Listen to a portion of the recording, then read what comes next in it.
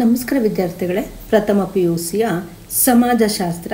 ಈ ಸಮಾಜಶಾಸ್ತ್ರಕ್ಕೆ ಸಂಬಂಧಿಸಿದಂತೆ ಈ ಸಮಾಜಶಾಸ್ತ್ರದ ಸ್ವರೂಪ ಅನ್ನುವಂಥದ್ದು ಮೊದಲನೆಯ ಅಧ್ಯಾಯ. ಈ ಒಂದು ಅಧ್ಯಾಯಕ್ಕೆ ಸಂಬಂಧಿಸಿದಂತಹ ಸಂಪೂರ್ಣವಾದಂತಹ ಪ್ರಶ್ನೋತ್ತರಗಳನ್ನು ಈ ಒಂದು ವಿಡಿಯೋದಲ್ಲಿ ನೋಡ್ತಾ ಹೋಗೋಣ. ಇದು ಮೊದಲನೆಯ ಒಂದು ಸಮಾಜಶಾಸ್ತ್ರಕ್ಕೆ ಸಂಬಂಧಿಸಿದಂತಹ ಮೊದಲನೆಯ ವಿಡಿಯೋ ಆಗಿದೆ. ಇದನ್ನು ನೀವು ಪ್ರಶ್ನೋತ್ತರಗಳನ್ನು ನೋಡಿ ನಿಮ್ಮ ಅನಿಸಿಕೆಗಳನ್ನು ಕಮೆಂಟ್ ಬಾಕ್ಸಲ್ಲಿ ಹಾಕಿ. ಹಾಗೆ ಪ್ರಶ್ನೋತ್ತರಗಳನ್ನು ನೋಡ್ತಾ ಹೋಗೋಣ. ಸೋಷಿಯಾಲಜಿ ಎಂಬ ಪದದ ಉತ್ಪತ್ತಿಯನ್ನು ತಿಳಿಸಿ ಅಂತ ಇದು ಒಂದು ವಾಕ್ಯದಲ್ಲಿ ಉತ್ತರಿಸಬೇಕಾಗತ್ತೆ. ಸೋಷಿಯಾಲಜಿ ಎಂಬ ಪದವು ಲ್ಯಾಟಿನ್ ಭಾಷೆಯ ಸೋಷಿಯಸ್ ಮತ್ತು ಗ್ರೀಕ್ ಭಾಷೆಯ ಲಾಗೋಸ್ ಎಂಬ ಶಬ್ದದಿಂದ ಉತ್ಪತ್ತಿಯಾಗಿದೆ. ಸೋಷಿಯಸ್ ಎಂದರೆ ಸಮಾಜ, ಲಾಗೋಸ್ ಅಂತಂದರೆ ಶಾಸ್ತ್ರ ಅಥವಾ ವಿಜ್ಞಾನ ಎಂಬ ಅರ್ಥವನ್ನು ಕೊಡ್ತದೆ. ಸೋಷಿಯಾಲಜಿ ಎಂಬುದರ ಕನ್ನಡ ತತ್ಸಮಾನ ಪದ ಅಂದರೆ ಸಮಾಜಶಾಸ್ತ್ರ. ಇನ್ನು ಸಮಾಜಶಾಸ್ತ್ರದ ಸ್ಥಾಪಕ ಎಂದು ಯಾರನ್ನು ಕರೆಯಲಾಗುತ್ತೆ ಅಂದರೆ ಆಗಸ್ಟ್ ಕೋಮನನ್ನು ಸಮಾಜಶಾಸ್ತ್ರದ ಪಿತಾಮಹ ಅಥವಾ ಸಂಸ್ಥಾಪಕ ಅಂತ ಹೇಳ್ಬಿಟ್ಟು ಕರೆಯಲಾಗುತ್ತೆ. ಇನ್ನು ಸೋಷಿಯಾಲಜಿ ಎಂಬ ಪದವನ್ನು ಯಾವ ವರ್ಷದಲ್ಲಿ ಪರಿಚಯಿಸಲಾಯಿತು ಅಂದರೆ ಅದು ಕ್ರಿಸ್ತಶಕ 1839ರಲ್ಲಿ ಸೋಷಿಯಾಲಜಿ ಎಂಬ ಪದವನ್ನು ಪರಿಚಯಿಸಲಾಯಿತು. ಸೋಷಿಯಾಲಜಿ ಎಂಬ ಪದದ ಅಕ್ಷರಶಃ ಅರ್ಥವೇನು ಅಂತಂದರೆ ಸೋಷಿಯಾಲಜಿ ಎಂಬ ಪದದ ಅಕ್ಷರಶಃ ಸಮಾಜಶಾಸ್ತ್ರ ಅಂದರೆ ಸಮಾಜದ ಒಂದು ಅಧ್ಯಯನವಾಗಿದೆ. ಸಮಾಜಶಾಸ್ತ್ರದ ಒಂದು ವ್ಯಾಖ್ಯೆಯನ್ನು ತಿಳಿಸಿ ಅಂತ ಕೇಳಿದರೆ ಸಮಾಜಶಾಸ್ತ್ರವು ಸಾಮಾಜಿಕ ಸಂಸ್ಥೆಗಳ ವಿಜ್ಞಾನವಾಗಿದೆ ಎಂಬುದಾಗಿ ಎಮೈಲ್ ಡರ್ಕೀಮ್ ಹೇಳ್ತಾರೆ. ಆಗಸ್ಟ್ ಕಾಮ್ಟೆ ರಚಿಸಿದ ಯಾವುದಾದರೊಂದು ಗ್ರಂಥವನ್ನು ಹೆಸರಿಸಿ ಅಂತ ಕೇಳಿದರೆ ಅದು ಪಾಸಿಟಿವ್ ಫಿಲಾಸಫಿ ಅನ್ನುವಂಥದ್ದು. ಸಮಾಜಶಾಸ್ತ್ರವನ್ನು ಕುರಿತಾದ ಕಾಮ್ಟನ ವ್ಯಾಖ್ಯೆಯನ್ನು ಬರೆಯಿರಿ ಅಂತ ಕೇಳಿದರೆ ಸಮಾಜದ ವೈಜ್ಞಾನಿಕ ಅಧ್ಯಯನವನ್ನೇ ಸಮಾಜಶಾಸ್ತ್ರ ಅಂತ ಹೇಳ್ಬಿಟ್ಟು ಕಾಮ್ಟೆ ಹೇಳ್ತಾರೆ. ಹಾಗೆ ಸಮಾಜಶಾಸ್ತ್ರವನ್ನು ಕುರಿತಾದ ಡರ್ಕಿಮ್ನ ವ್ಯಾಖ್ಯೆಯನ್ನು ತಿಳಿಸಿ ಅಂತ ಇದೆ. ಸಮಾಜಶಾಸ್ತ್ರವನ್ನು ಕುರಿತಾದ ಡರ್ಕಿಮ್ ವ್ಯಾಖ್ಯೆ ಅಂದರೆ ಸಮಾಜಶಾಸ್ತ್ರವು ಸಾಮಾಜಿಕ ಸಂಸ್ಥೆಗಳ ಒಂದು ವಿಜ್ಞಾನವಾಗಿದೆ.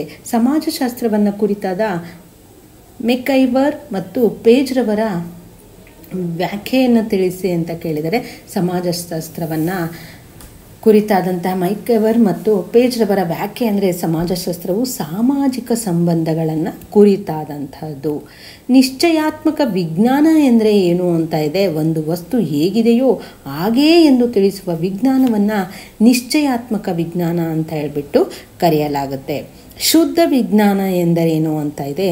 ಮಾನವನ ಅನುಕೂಲತೆಗಾಗಿ ಉಪಯೋಗಿಸುವಂತಹ ಜ್ಞಾನ ಸಂಪಾದನೆಯ ವಿಜ್ಞಾನವನ್ನು ಶುದ್ಧ ವಿಜ್ಞಾನ ಅಂತ ಹೇಳ್ಬಿಟ್ಟು ಕರೆಯಲಾಗುತ್ತೆ.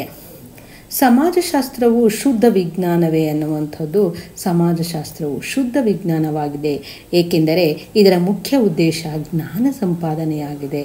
ಇನ್ನು ಅನ್ವಯಿಕ ವಿಜ್ಞಾನ ಎಂದರೇನು ಅಂತ ಇದೆ. ಅನ್ವಯಿಕ ವಿಜ್ಞಾನ ಅಂದರೆ ಪ್ರಾಯೋಗಿಕ ವಿಜ್ಞಾನ. ಸಂಪಾದಕಿ ವಿಜ್ಞಾನವನ್ನು ಮಾನವ ಅನುಕೂಲತೆಗಾಗಿ ಉಪಯೋಗಿಸುವುದಾಗಿದೆ. ಪ್ರಾಯೋಗಿಕ ವಿಜ್ಞಾನವನ್ನೇ ಅನ್ವಯಿಕ ವಿಜ್ಞಾನ ಅಂತ ಹೇಳ್ಬಿಟ್ಟು ಕರೆಯಲಾಗುತ್ತೆ. ಇನ್ನು ಪ್ರಾಚೀನ ಭಾರತೀಯ ಸಾಮಾಜಿಕ ಚಿಂತನೆ ಯಾವುದಾದರೊಂದು ಸಾಹಿತ್ಯದ ಮೂಲವನ್ನು ತಿಳಿಸಿ. ಕೌಟಿಲ್ಯನ ಅರ್ಥಶಾಸ್ತ್ರ ಅಂದರೆ ಮನುವಿನ ಧರ್ಮಶಾಸ್ತ್ರ, ಪ್ಲೇಟನ ರಿಪಬ್ಲಿಕ್ ಮುಂತಾದವು ಪ್ರಾಚೀನ ಭಾರತೀಯ ಸಾಮಾಜಿಕ ಚಿಂತನೆಯ ಸಾಹಿತ್ಯದ ಮೂಲಗಳಾಗಿವೆ. ಇನ್ನು ಸಮಾಜಶಾಸ್ತ್ರಕ್ಕೆ ಉಗಮಕ್ಕೆ ಕಾರಣವಾದ ಯಾವುದಾದರೊಂದು ಅಂಶವನ್ನು ತಿಳಿಸಿ ಅಂತ ಕೇಳಿದರೆ ಅದು ವಿಭಿನ್ನ ಸಮಾಜಗಳು ಮತ್ತು ಸಂಸ್ಕೃತಿಗಳ ಅಧ್ಯಯನಗಳು ನೀಡಿದಂತಹ ಸ್ಫೂರ್ತಿ. ಸಮಾಜಶಾಸ್ತ್ರದ ಉಗಮಕ್ಕೆ ತ್ವರಿತಗೊಳಿಸಿದ ಅವಳಿ ಕ್ರಾಂತಿಗಳು ಯಾವುವು ಅಂದರೆ ಮೊದಲನೇದಾಗಿ ಫ್ರಾನ್ಸ್ನ ಮಹಾಕ್ರಾಂತಿ, ಮತ್ತೊಂದು ಕೈಗಾರಿಕಾ ಕ್ರಾಂತಿ.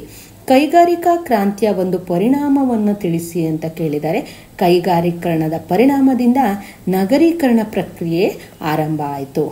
ಇನ್ನು ಸಮಾಜಶಾಸ್ತ್ರದ ಯಾವುದಾದರೂ ಒಂದು ಅಧ್ಯಯನ ವಿಷಯವನ್ನು ತಿಳಿಸಿ ಅಂತ ಕೇಳಿದರೆ ಸಮಾಜಶಾಸ್ತ್ರದ ಅಧ್ಯಯನದ ವಿಷಯಗಳಲ್ಲಿ ಗ್ರಾಮೀಣ ಮತ್ತು ನಗರ ಜೀವನ ಶೈಲಿಯೂ ಕೂಡ ಒಂದು.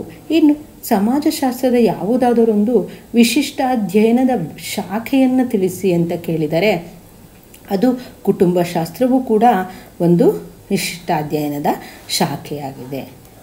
ಸಮಾಜಶಾಸ್ತ್ರವು ಬಳಕೆ ಮಾಡುವ ಯಾವುದಾದರೊಂದು ಅಧ್ಯಯನ ವಿಧಾನವನ್ನು ತಿಳಿಸಿ ಅಂತ ಕೇಳಿದರೆ, ಸಮಾಜಶಾಸ್ತ್ರವು ಬಳಕೆ ಮಾಡುವ ಒಂದು ಅಧ್ಯಯನ ವಿಧಾನ ಅಂದರೆ ಸಾಮಾಜಿಕ ನೀತಿ ನಿರೂಪಕ. ಭಾರತದ ಯಾವುದಾದರೂ 2 ಸಾಮಾಜಿಕ ಸಮಸ್ಯೆಗಳನ್ನು ಬರೆಯಿರಿ ಅಂತ ಕೇಳಿದರೆ, ಅದು ಭಾರತದ ಸಾಮಾಜಿಕ ಸಮಸ್ಯೆಗಳೆಂದರೆ ನಿರುದ್ಯೋಗ ಸಮಸ್ಯೆ, ಭ್ರಷ್ಟಾಚಾರದ ಸಮಸ್ಯೆ. ಸಮಾಜಶಾಸ್ತ್ರ ಸಾಮಾಜಿಕ ಸುಧಾರಣೆಯ ವಾಹಕವಾಗಿದೆ ಎಂದು ಕರೆದವರು ಯಾರು ಅಂದರೆ ಅದು ಆಗಸ್ಟ್ ಕಾಮ್. ಸಮಾಜಶಾಸ್ತ್ರ ಅಧ್ಯಯನದ ಯಾವುದಾದರೂ ಒಂದು ಉಪಯೋಗವನ್ನು ಬರೆಯಿರಿ ಅಂತ ಕೇಳಿದರೆ, ವ್ಯಕ್ತಿತ್ವದ ಸಮಾಜಶಾಸ್ತ್ರ ಅಧ್ಯಯನದ ಒಂದು ಉಪಯೋಗ ಅಂದರೆ ಅದು ಬೆಳವಣಿಗೆಯಾಗ್ತದೆ. ಆಗಸ್ಟ್ ಕಾಮ್ಟರ ಪ್ರಕಾರ ಸಮಾಜಶಾಸ್ತ್ರದ 2 ಭಾಗಗಳು ಅಂದರೆ ಸಾಮಾಜಿಕ ಸ್ಥಿತಿಶಾಸ್ತ್ರ ಮತ್ತು ಸಾಮಾಜಿಕ ಚಲನಶಾಸ್ತ್ರ. ಆಗಸ್ಟ್ ಕಾಮ್ಟರೆ ಅವರನ್ನ ಹೊರತುಪಡಿಸಿ ಸಮಾಜಶಾಸ್ತ್ರದ ಮತ್ತೋರ್ವ ಸ್ಥಾಪಕ ಅಂದರೆ ಹರ್ಬರ್ಟ್ ಸ್ಪೆನ್ಸರ್ ಅವರು. ಕಾಲ್ಪನಿಕ ಹಂತವನ್ನು ಅರ್ಥೈಸಿ ಅಂತ ಕೇಳಿದರೆ, ಕಾಲ್ಪನಿಕ ಹಂತವನ್ನು ಮೂರ್ತ ಅಂತ ಹೇಳ್ಬಿಟ್ಟು ಕೂಡ ಕರೆಯೋರು. ಮಾನವನ ಎಲ್ಲ ಚಿಂತನೆಗಳು ಪ್ರಕೃತಿಯ ಅಗೋಚರ ಶಕ್ತಿಗಳಿಂದ ನಿರ್ದೇಶಿಸಲ್ಪಟ್ಟಿತ್ತು. ಇದು ಬಹುತೇಕವಾಗಿ ಪ್ರಕೃತಿಯ ಬಗೆಗಿನ ತಾತ್ವಿಕ ಶೋಧನೆಯಾಗಿತ್ತು. ಇನ್ನು ವೈಜ್ಞಾನಿಕ ಹಂತ ಅಂದ್ರೆ ಏನು ಅಂತ ಕೇಳಿದರೆ, ಜಗತ್ತಿನ ಬಗ್ಗೆ ನಮ್ಮ ಎಲ್ಲ ಬೌದ್ಧಿಕ ಚಿಂತನೆ ಹಾಗೂ ಅವಲೋಕನವನ್ನು ಅವಲಂಬಿಸಿರುವಂತಹ ಹಂತವನ್ನು ವೈಜ್ಞಾನಿಕ ಅಂತ ಹೇಳ್ಬಿಟ್ಟು ಕರೆಯಲಾಗುತ್ತೆ. ಹೆಚ್ಚು ಹೆಚ್ಚು ವೈಜ್ಞಾನಿಕ ದೃಷ್ಟಿಕೋನವನ್ನು ಬೆಳೆಸುವಂತಹ ಹಂತವನ್ನೇ ವೈಜ್ಞಾನಿಕ ಹಂತ ಅಂತ ಹೇಳ್ಬಿಟ್ಟು ಕರೆಯಲಾಗುತ್ತೆ. ಮಾನವತೆಯ ಮಹಾನ್ ಪುರೋಹಿತರು ಯಾರು ಅಂದರೆ ಸಮಾಜಶಾಸ್ತ್ರಜ್ಞರು ಮಾನವತೆಯ ಮಹಾನ್ ಪುರೋಹಿತರು. ಇನ್ನು ಸ್ಪೆನ್ಸರ್ ಅವರ ಮೇಲೆ ಪ್ರಭಾವ ಬೀರಿದ ಗ್ರಂಥಗಳು ಯಾವುವು ಅಂದರೆ ಚಾರ್ಲ್ಸ್ ಡಾರ್ವಿನ್ನನ ಜೀವ ಸಂಕುಲಗಳ ಉಗಮ. ಸ್ಪೆನ್ಸರ್ ಅವರ ಮೇಲೆ ಪ್ರಭಾವ ಬೀರಿದ ವಿಕಾಸವಾದಿ ಯಾರು ಅಂದರೆ ಚಾರ್ಲ್ಸ್ ಡಾರ್ವಿನ್. ಸ್ಪೆನ್ಸರ್ ರಚಿಸಿದ ಯಾವುದಾದ್ರೂ ಒಂದು ಗ್ರಂಥವನ್ನು ಹೆಸರಿಸಿ ಅಂತ ಕೇಳಿದರೆ ಅದು ಸೋಷಿಯಲ್ ಸ್ಟಾಟಿಸ್ಟಿಕ್ಸ್ ಅಂತ ಅನ್ನುವಂಥದ್ದು. ಸಮಾಜಶಾಸ್ತ್ರದ ದ್ವಿತೀಯ ಸಂಸ್ಥಾಪಕ ಯಾರು ಅಂದರೆ ಅದು ಹರ್ಬರ್ಟ್ ಸ್ಪೆನ್ಸರ್. ಸಮಾಜಶಾಸ್ತ್ರದ ಪಿತಾಮಹ ಅಂದರೆ ಆಗಸ್ಟ್ ಕಾಮ್ಟ್ರವರು. ಡರ್ಕಿಮ್ ಪ್ರಕಾರ ಸಾಮಾಜಿಕ ಸಂಗತಿ ಎಂದರೇನು ಅಂದರೆ ನಮ್ಮ ಪದ್ಧತಿಗಳು ಮತ್ತು ಕರ್ತವ್ಯಗಳೆಲ್ಲವೂ ಸಮಾಜದ ನಿಯಮ ಹಾಗೂ ಸಂಪ್ರದಾಯಗಳಿಂದ ರೂಪಿಸಲ್ಪಟ್ಟಿರುವ ಔಪಚಾರಿಕ ಹಾಗೂ ಅನೌಪಚಾರಿಕ ವರ್ತನೆ ವಿಧಗಳನ್ನು ಸಾಮಾಜಿಕ ಸಂಗತಿಗಳು ಅಂತ ಹೇಳ್ಬಿಟ್ಟು ಡರ್ಕಿಮ್ ಕರೀತಾರೆ. ಇನ್ನು ಡರ್ಕಿಮ್ ಪರಿಚಯಿಸಿದಂತಹ ಯಾವುದಾದರೂ ಒಂದು ವಿಶಿಷ್ಟ ಅಧ್ಯಯನದ ಕ್ಷೇತ್ರವನ್ನು ಬರೆಯಿರಿ ಅಂತ ಕೇಳಿದರೆ, ಡರ್ಕಿಮ್ ಪರಿಚಯಿಸಿದಂತಹ ಒಂದು ವಿಶಿಷ್ಟ ಅಧ್ಯಯನದ ಕ್ಷೇತ್ರವೆಂದರೆ ಸಮಾಜಶಾಸ್ತ್ರೀಯ ಪದ್ಧತಿಗಳ ನಿಯಮಗಳನ್ನು ರೂಪಿಸುವಂಥದ್ದು. ಇನ್ನು ಡರ್ಕಿಮ್ರವರು ಬರೆದಿರುವಂತಹ ಯಾವುದಾದರೂ ಒಂದು ಗ್ರಂಥವನ್ನು ಬರೆಯಿರಿ ಅಂತ ಕೇಳಿದರೆ ಅದು the division of labour in society ಅನ್ನುವಂಥದ್ದು. ಭಾರತದ ಯಾವ ವಿಶ್ವವಿದ್ಯಾನಿಲಯದಲ್ಲಿ ಮೊದಲ ಬಾರಿಗೆ ಸಮಾಜಶಾಸ್ತ್ರವನ್ನು ಒಂದು ಅಧ್ಯಯನ ವಿಷಯವನ್ನಾಗಿ ಪರಿಚಯಿಸಲಾಯಿತು ಅಂದರೆ ಅದು 1914ರಲ್ಲಿ ಬಾಂಬೆ ವಿಶ್ವವಿದ್ಯಾನಿಲಯದಲ್ಲಿ ಅರ್ಥಶಾಸ್ತ್ರ ವಿಭಾಗವು ಭಾರತದಲ್ಲಿ ಮೊಟ್ಟ ಮೊದಲ ಬಾರಿಗೆ ಸಮಾಜಶಾಸ್ತ್ರವನ್ನು ಒಂದು ಅಧ್ಯಯನ ವಿಷಯವಾಗಿ ಪರಿಚಯಿಸಲಾಗುತ್ತೆ. ಇನ್ನು ಇಬ್ಬರು ಭಾರತೀಯ ಸಮಾಜಶಾಸ್ತ್ರಜ್ಞರನ್ನು ವಿವರಿಸಿ ಕೇಳಿದರೆ ಅದು ಡಾಕ್ಟರ್ ಗೋವಿಂದ್ ಸದಾಶಿವ ಗುರ್ಯೆರವರು ಮತ್ತು ಡಾಕ್ಟರ್ ಮೈಸೂರು ನರಸಿಂಹಾಚಾರ್ ಶ್ರೀನಿವಾಸರವರು. ಭಾರತೀಯ ಸಮಾಜಶಾಸ್ತ್ರದ ಪಿತಾಮಹ ಅಂತ ಯಾರು ಅಂತ ಕರೀತಾರೆ ಅಂದರೆ GS ಗುರ್ಯೆರವರನ್ನು ಭಾರತೀಯ ಸಮಾಜಶಾಸ್ತ್ರದ ಪಿತಾಮಹ ಅಂತ ಹೇಳ್ಬಿಟ್ಟು ಕರೆಯಲಾಗುತ್ತೆ. ಇನ್ನು ಇಂಡಿಯನ್ ಸೋಷಿಯಾಲಜಿಕಲ್ ಸೊಸೈಟಿ ಸ್ಥಾಪಿಸಲು ಕಾರಣವಾದ ಸಮಾಜಶಾಸ್ತ್ರಜ್ಞರು ಯಾರು ಅಂದರೆ ಇಂಡಿಯನ್ ಸೋಷಿಯಾಲಜಿಕಲ್ ಸೊಸೈಟಿ ಸ್ಥಾಪಿಸಲು ಕಾರಣವಾದಂತಹ ಸಮಾಜಶಾಸ್ತ್ರಜ್ಞರು ಅಂದರೆ ಡಾಕ್ಟರ್ GS ಗುರ್ಯೆರವರು. GS ಗುರ್ಯೆ ಬರೆದಿರುವ ಯಾವುದಾದ್ರೂ ಒಂದು ಗ್ರಂಥವನ್ನು ತಿಳಿಸಿ ಅಂತ ಕೇಳಿದರೆ ಅದು caste and race in India. Caste and race in India ಎಂಬ ಗ್ರಂಥವನ್ನು ಬರೆದಂತಹವರು GS ಗುರ್ಯೆರವರು. ಕರ್ನಾಟಕದ ಪ್ರಸಿದ್ಧ ಸಮಾಜಶಾಸ್ತ್ರಜ್ಞರು ಯಾರು ಅಂತ ಇದೆ ಅದು ಡಾಕ್ಟರ್ MS ಶ್ರೀನಿವಾಸರವರು. ಇನ್ನು MN ಶ್ರೀನಿವಾಸರವರು ಪರಿಚಯಿಸಿದಿರುವಂತಹ ಯಾವುದಾದರೂ ಒಂದು ವಿಶಿಷ್ಟ ಪರಿಕಲ್ಪನೆಯನ್ನು ಬರೆಯಿರಿ ಅಂತ ಕೇಳಿದರೆ ಅದು ಸಂಸ್ಕೃತಾನುಕರಣ ಮತ್ತು ಪಾಶ್ಚಾತ್ಯೀಕರಣ. ಭಾರತದ ಪ್ರಪ್ರಥಮ ಮಹಿಳಾ ಸಮಾಜಶಾಸ್ತ್ರಜ್ಞೆ ಯಾರು ಅಂದರೆ doctor Iravati Karve.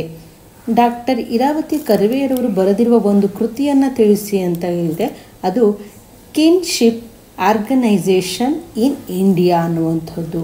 Kinship organisation in India ಕೃತಿಯನ್ನು ಬರೆದಂಥವರು ಡಾಕ್ಟರ್ ಇರಾವತಿ ಕರ್ವೆ ಅವರು. ಅದೇ ಪ್ರಶ್ನೆಯನ್ನು ಯಾವ್ಯಾವ ರೀತಿಯಲ್ಲಿ ಕೇಳ್ಬೋದು ಅನ್ನುವಂಥದ್ದನ್ನು ನೋಡ್ಬೋದು. ಇನ್ನು ನಿರಚನೆ ಎಂಬ ಪರಿಕಲ್ಪನೆಯನ್ನು ಪರಿಚಯಿಸಿದವರು ಯಾರು ಅಂತಂದರೆ ಡೇರಿಡ್ ರವರು. ರಚನೀಕರಣ ಎಂದು ಪರಿಕಲ್ಪನೆಯನ್ನು ಪರಿಚಯಿಸಿದಂತಹವರು ಗಿಡ್ಡಿನ್ಸ್ ರವರು. ಸಾಮಾಜಿಕ ಆವರಣ ಎಂಬ ಪರಿಕಲ್ಪನೆಯನ್ನು ಬಳಸಿದಂತಹವರು ಬೋರ್ಡಿಯೋಗ ಅವರು. ವೈಜ್ಞಾನಿಕ ವಿಧಾನದ ವ್ಯಾಖ್ಯೆ ನೀಡಿರಿ ಅಂತ ಕೇಳಿದರೆ ಅವಲೋಕನೆಯ ಆಧಾರದಿಂದ ಸ್ಥಾಪಿಸಲ್ಪಟ್ಟ ಪ್ರಯೋಗಗಳ ಮೂಲಕ ಪ್ರಯಾಣೀಕರಿಸಲಾದಂತಹ ವಿಧಾನವನ್ನು ವೈಜ್ಞಾನಿಕ ವಿಧಾನ ಅಂತ ಹೇಳಿಬಿಟ್ಟು ಕರೆಯಲಾಗುತ್ತೆ. ಇನ್ನು 2 ಅಂಕದ ಪ್ರಶ್ನೋತ್ತರಗಳನ್ನು ನೋಡ್ತಾ ಹೋಗೋಣ.